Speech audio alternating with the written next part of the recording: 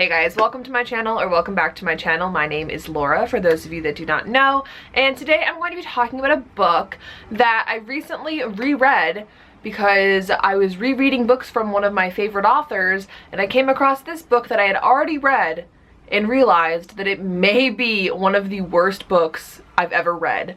And for some reason, 2 years ago when I read it the first time, I didn't notice.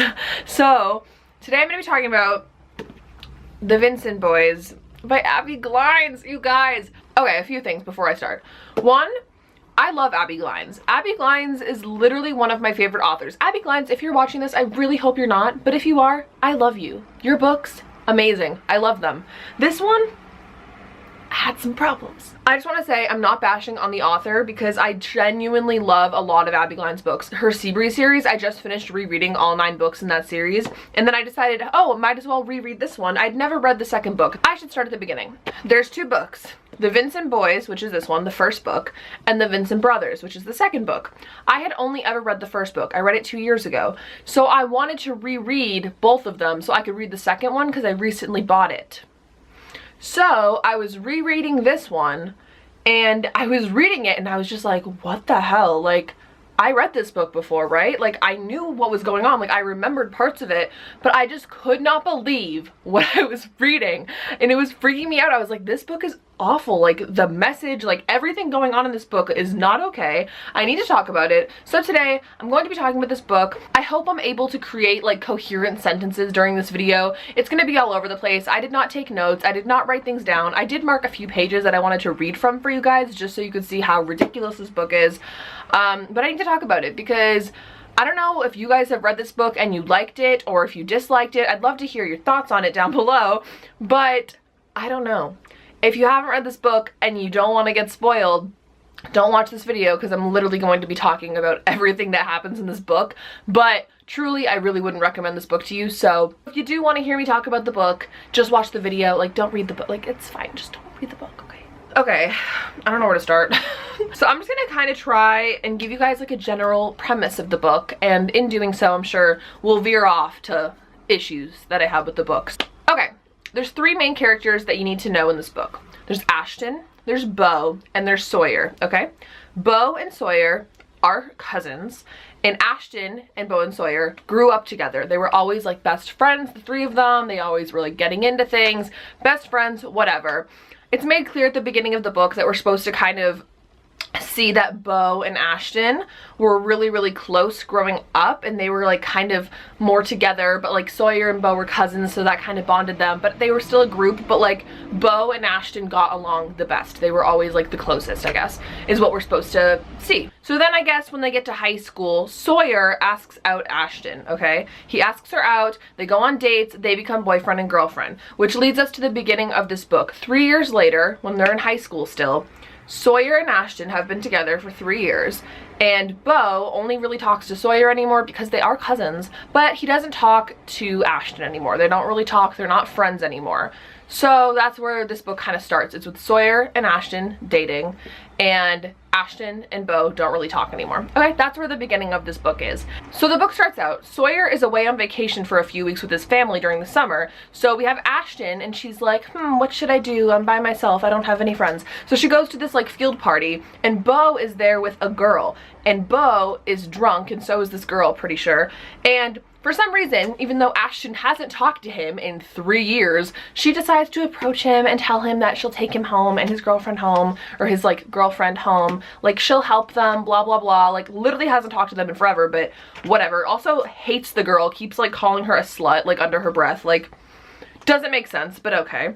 So whatever, they're in the car, and then Bo starts talking to Ash like, wow, like, you changed, like, you used to be so wild and carefree, and now you're with Sawyer and you don't act like that anymore. And she like literally takes it to heart, and he's like, I miss her. I'm like, how are you guys having this conversation? This is the first time you guys are talking in 3 years, and he's being like that out there, like, wow, like, you've changed. Like, he doesn't even talk to you. That doesn't make any sense. Quickly after that, like a few pages later, like a chapter later, they decide to go to the swimming hole together, and they have this like fun-filled day together. Meanwhile, Sawyer's like emailing Ash like, hey, like I miss you so much, like where are you, like what have you been doing, like blah blah blah, like I finally have internet, all this stuff. Bo and Ashley, on the other hand, are at this water hole, and then she invites him over, and she's like allowing herself to get close to him. Like she doesn't even care. Like she's not even thinking about the fact that she has a boyfriend. Like the dialogue is literally her being like, wow, like I've missed Bo, like blah blah blah. And it's like, you literally have a boyfriend of 3 years.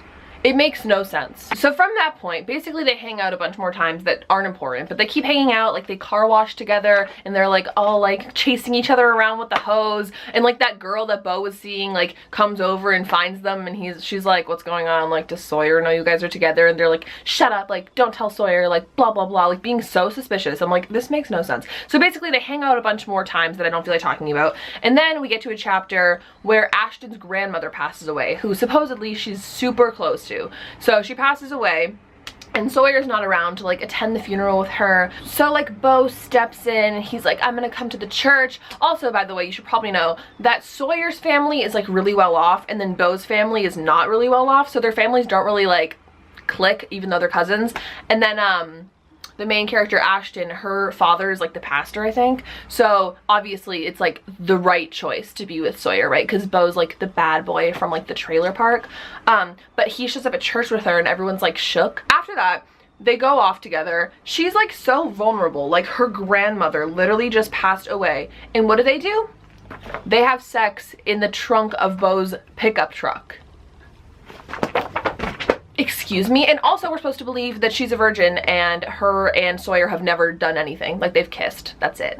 They've been together for 3 years. I understand some people maybe don't do that, but like we're supposed to believe that for 3 years she's been with her boyfriend who she's supposedly in love with, and then she meets Bo and they've like been talking for 2 days and they have sex. And like we're supposed to be okay with it because Bo and Ashton are like meant to be. Like that's the whole premise of this book, is that they cheat for like however long with each other on Sawyer, and like we're supposed to think it's okay because Bo and Ashton are like destined to be together.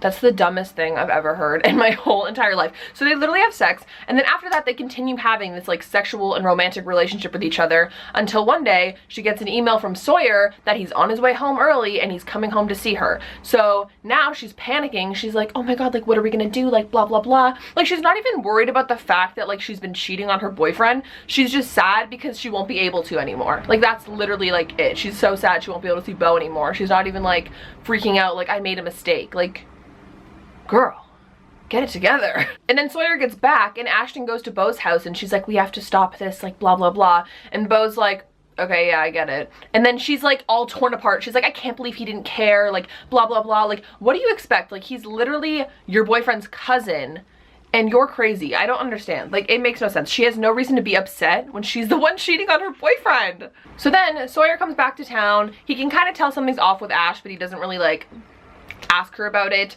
But her and Bo basically stop talking, but then like they can't help it, like they need to see each other. So then they start fooling around behind his back again, like on the low. Like they'll hang out and then she'll be like, oh, I was with my cousin Lana, or like they'll hang out and she'll make up an excuse and say like she wasn't with him, because she knows that if she told Sawyer, he'd be like, why are you hanging out with Bo, like you guys don't talk. It makes no sense. So then finally there's this scene where they're at church, or Ashton's at church, and then Sawyer's there, I guess, and Bo shows up to the church, and Ashton goes in the back to like figure out why he's there, and they start kissing and Sawyer catches them.